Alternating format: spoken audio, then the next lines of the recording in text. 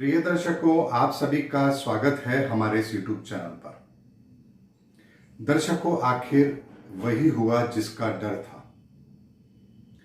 27-28 फरवरी के आसपास ब्रह्मांड में ग्रहों की बड़ी ही विचित्र परिस्थिति बन रही थी और मैंने आप लोगों से कहा भी था कि ये परिस्थितियां पहले कभी भी नहीं बनी हैं, इसीलिए इसका अनुमान लगाना कि ये किस तरह का हमें फल देगी बहुत जल्दबाजी होगी। लेकिन इस समय पर कुछ बड़ा ना हो यह संभव नहीं है, कुछ तो बड़ा होगा। और उसकी आधारशिला रशिया ने यूक्रेन पर हमला करके रख दी है। अब यहां पर दो तीन चीजों को हम बहुत ध्यान से समझेंगे और इस पूरे घटनाक्रम को जब हम एनालिसिस करेंगे तो बहुत ही विचित्र और चौंकाने वाले परिणाम हमारे सामने आएंगे।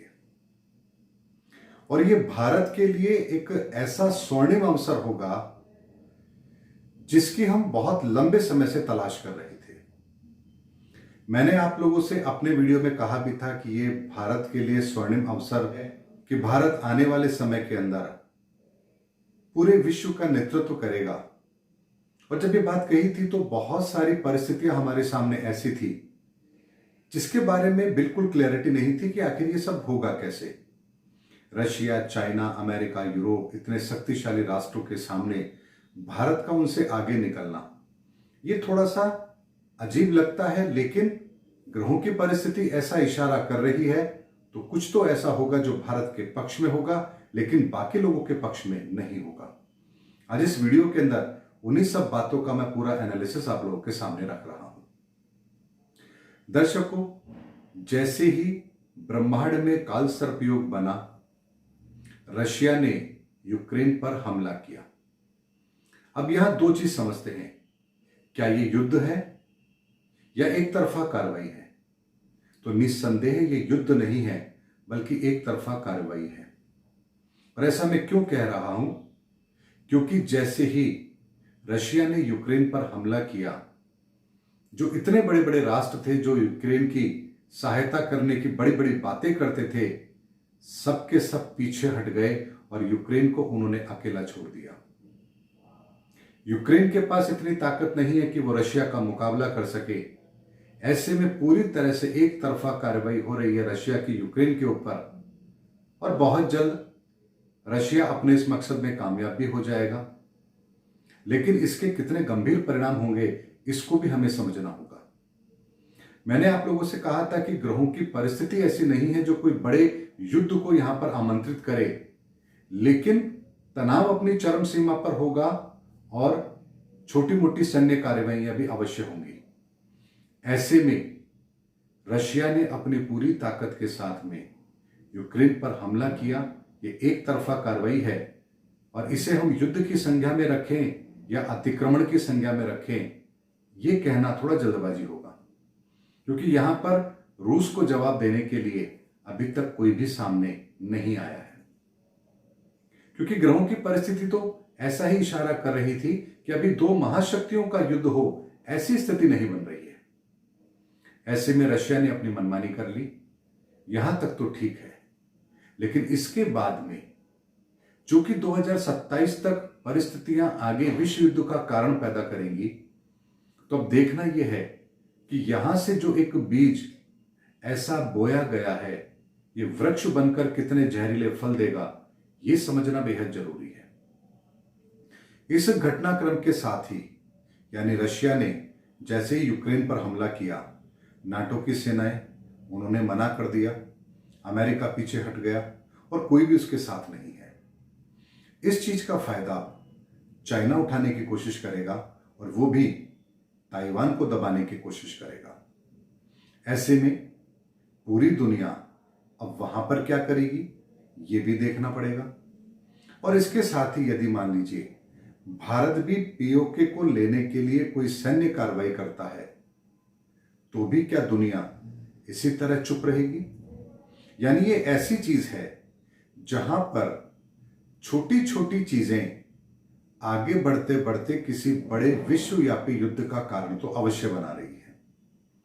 ऐसे में एक चीज को समझना है, अगर रशिया ताकतवर है और उसके इस कदम का कोई भी सैन्य जवाब नहीं दिया जा रहा है, तो ये अपने आप में एक ऐसा सिनेरियो पेश करता है कि जो छोटे देश हैं उनकी अपनी आजादी खतरे में है। यानी फिर कोई भी उनको दबाने की कोशिश करेगा और हालात ये बनेंगे कोई उनकी मदद के लिए नहीं आएगा। चाइना भी ऐसी मनमानी करेगा। और अगर भारत ने भी पीओके लेने के लिए पाकिस्तान के उस हिस्से पर आक्रमण किया तो निस्संदेह दुनिया का कोई भी बड़ा देश फिर भारत के खिलाफ भी खड़ा नहीं होगा, क्योंकि परिपाटी ही ऐसी चल पड़ी है। और एशिया के अंदर 3 बड़े राष्ट्र, रशिया, चाइना और भारत, अगर तीनों की स्थिति इस तरह की बनती है और इस मुद्दों पर अगर तीनों की सहमति बन जाती है कि अपनी क्षेत्रीय सीमाओं को सुरक्षित करने के लिए और यहां पर चल रहे गतिरोध को दबाने के लिए सैन्य कार्रवाई की जाए, और तीनों देश अगर इस पर सहमत हो गए, तो क्या विश्व के अंदर ऐसा कोई देश बचेगा जो इन 3 मुल्क के सामने अपनी कोई हठधर्मिता या सैन्य कार्रवाई या दबाव की रणनीति बनाएगा? क्योंकि ये 3 राष्ट्र क्षेत्रफल के आधार पर भी और जनसंख्या के आधार पर भी अगर मिला लिया जाए तो बहुत बड़ा एरिया बनता है। ऐसे में भारत के लिए क्या स्वर्णिम अवसर निकलता है, इसको समझना बहुत इंटरेस्टिंग है। हालांकि भारत कभी भी अपनी सीमाओं की रक्षा के लिए किसी दूसरे पर आक्रमण नहीं करता है, लेकिन जो हमारी सीमा में घुसने की कोशिश करता है उसको हम मुंह तोड़ जवाब देते हैं। ये भारत की नीति है। चाइना की नीति क्या है वो आप सब लोग जानते हैं। और रशिया बहुत लंबे समय से इस चीज की तैयारी कर रहा था, उसे मौका मिला और उसने अपना हथियार आजमा लिया। लेकिन इन सब चीजों के अंदर एक चीज ऐसी सामने आई है जिसको लेकर के पूरा विश्व आश्चर्यचकित भी होगा और हमें भी आश्चर्य जरूर होता है। और वो ये कि यूक्रेन ने अमेरिका से मदद नहीं मांगी, चाइना से नहीं मांगी, फ्रांस से नहीं मांगी, यूके से नहीं मांगी, लेकिन एक आशा की नजर से वो भारत की तरफ देखता है और गुहार लगाता है कि हमें बचा लो। और यदि इस समय पर भारत ने कुछ ऐसा किया जिससे यूक्रेन को बचाया जा सके, तो ये भारत को एक ऐसा अवसर देगा जो पूरे विश्व के अंदर भारत को एक शांति दूत के रूप में स्थापित करने का मौका देगा। और ये कोई छोटी बात नहीं है, क्योंकि जब पूरे विश्व युद्ध की परिकल्पना को हम देखते हैं तो किसी एक ऐसे राष्ट्र का जिम्मेदार होना जो उस पूरी व्यवस्था को कम से कम डैमेज के अंदर कंट्रोल कर पाए, ऐसी परिस्थितियां बनी और भारत उसमें कामयाब हुआ, तो आप सोच सकते हैं कि भारत की उपलब्धि कितनी बड़ी होगी और इस विश्व के सामने हमारा कद कितना ऊंचा होगा। और ये भारत की राजनीतिक परिपक्वता का एक बहुत बड़ा उदाहरण है, क्योंकि भारत ने जिस तरह से पिछले कुछ सालों के अंदर अपने आप को वर्ल्ड लेवल पर खड़ा किया है, ये सब उसी का परिणाम है। और निस्संदेह इससे नरेंद्र मोदी जी की लोकप्रियता भी बढ़ेगी, क्योंकि भारत को देखने का मतलब इस समय पर वर्तमान सरकार से है। ऐसे में हमारे देश के अंदर हमारे प्रधानमंत्री का मंगल का राजयोग बनना, परिस्थितियों का भारत के अनुकूल होना, विश्व समुदाय के अंदर एक अशांति का माहौल होना, उसमें भारत का न्यूट्रल होना, 2 महाशक्तियों के बीच में आपस में टकराव जिसमें जन धन की हानि होना, उनकी आर्थिक प्रगति का रुकना, ये सारे के सारे ऐसे पैरामीटर हैं जो हर हाल में दुनिया के बहुत बड़े बड़े देशों के लिए तो नेगेटिव हैं, लेकिन भारत के लिए पॉजिटिव हैं। ऐसे में यदि हम अपनी महंगाई को सिर्फ काबू में करने में कामयाब रहे और पेट्रोलियम के ऊपर जो हमारी निर्भरता है उसको यदि हम सीमित रखने में कामयाब रहे, तो भारत इस पूरे घटनाक्रम से अपने आप को बहुत आराम से निकाल लेगा। और इसके बहुत सारे दूरगामी परिणाम भी जरूर होंगे, लेकिन ये घटनाक्रम जो हुआ है ये इतना छोटा नहीं है जितना हम समझ रहे हैं। अभी तो 1 मार्च तक इस पूरे सिनेरियो का एक क्लाइमेक्स हमको देखने को मिलेगा और उसके बाद जाकर एक शांति बहाली की कोशिश भी होगी और 8 मार्च तक उसमें भी सफलता जरूर मिल जाएगी। और 8 मार्च के बाद जैसे ही काल सर्पयोग खंडित होगा, स्थितियां पुनः पटरी पर आने लगेंगी, लेकिन इसके कारण से अमेरिका, यूरोप और एशिया के मध्य में व्यापारिक लेन देन बहुत ज्यादा प्रभावित होंगे। डॉलर मार्केट बहुत ज्यादा फ्लक्चुएट होगा। करेंसी मार्केट की बात करें तो वहां पर अप एंड डाउन तो होंगे ही, साथ में क्रिप्टो करेंसी जैसी करेंसी को एक बूस्ट मिलेगा, जिसकी वजह से पूरे विश्व के अंदर एक काले धन को दोबारा से बढ़ाने का एक अवसर मिल जाएगा।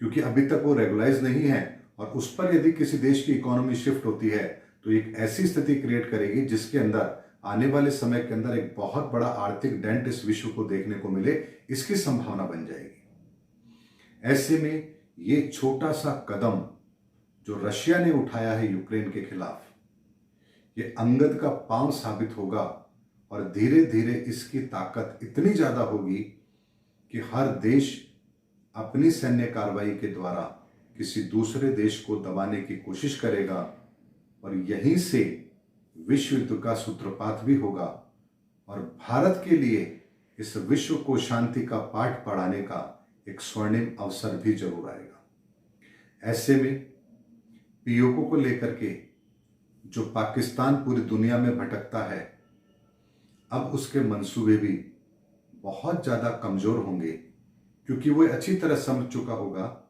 कि पूरी दुनिया किसी भी मुद्दे पर बातें तो बड़ी बड़ी करेंगी, लेकिन जब वक्त आएगा तो कोई उनका साथ देने वाला नहीं है। ऐसे में एक बहुत बड़ा ऐसा माहौल पूरे विश्व के अंदर तैयार हो रहा है जो आने वाले समय के अंदर अगले 2 से 5 साल के अंदर इस विश्व की पूरी रूपरेखा को बदल कर रख देगा। और ये बात अब घटित होती हुई साफ साफ नजर आ रही है। मैंने लगभग 2018 के अंदर ही अपने एक वीडियो के अंदर बहुत स्पष्ट शब्दों में कहा था, और हमारे पुराने दर्शक होंगे तो ये जानते भी हैं कि उस वीडियो का टाइटल क्या था, कि शनि करने वाले हैं विश्व में बहुत बड़ा चमत्कार। और अगर वो वीडियो आप लोगों ने देखा होगा तो आपको याद होगा कि मैंने उस समय पर हर वो बात आप लोगों के सामने रखी थी और उसमें से लगभग 60 से 70% बात सच हो चुकी है और बची हुई भी आप आने वाले समय में घटित होते हुए देखेंगे। ऐसे में बहुत बड़े परिवर्तन का समय है और अब एक एक कदम जब हमारे सामने आ रहा है तो आप उसको घटित होता हुआ भी अवश्य देख रहे हैं। और मैंने अपने एक वीडियो में आपसे कहा भी था कि 2022 का साल इतिहास के अंदर याद रखा जाएगा, स्वर्णिम अक्षरों में लिखा जाएगा, क्योंकि ये साल असाधारण है और बहुत कुछ इस विश्व में ऐसा घटित करेगा जो ना पहले कभी घटा है और ना कभी आगे घटित होगा। उम्मीद करता हूं दर्शकों आप मेरे इस चैनल पर ज्योतिष का भरपूर आनंद लेते हैं और मैं समय समय पर आपको एक संपूर्ण आकलन पॉजिटिव वे में आप लोगों के सामने रखता हूं, ताकि आप ज्योतिष के इस ज्ञान का पूरा आनंद ले पाए। मिलते हैं अगले वीडियो के अंदर, तब तक हमारे चैनल पर बने रहिए। जय हिंद, जय भारत।